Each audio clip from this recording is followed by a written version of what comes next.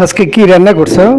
আজকে এখানে হচ্ছে করলা ভাজি করছি। এই যে করলা ভাজি, এই করলা ভাজিটা কিন্তু ভীষণ ভালো লাগে গরম গরম ভাতের সাথে। করলা ভাজিটা ভালোই লাগে। আর দুন্দুল রান্না করছি, দুন্দুল দিয়ে আর ডিম দিয়ে রান্না করছি। এই যে দেখেন কালারটা কত সুন্দর আসছে। আজকে এগুলো দিয়ে ভাত খাবেন, আর কিছু রান্না করি নাই। তো মনে হয় খেতে অনেক মজা হবে, তাই দেখি।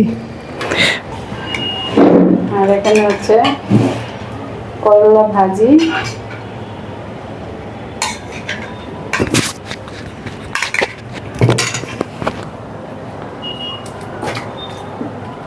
আমিও ভাত নিয়ে নিলাম।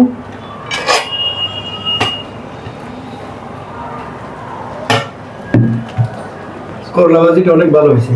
তাই মানে নাই যে করলা মানে খালি যে মানে একটা রকম মানে তিতে লাগে, মানে ওই তিতেটা নাই।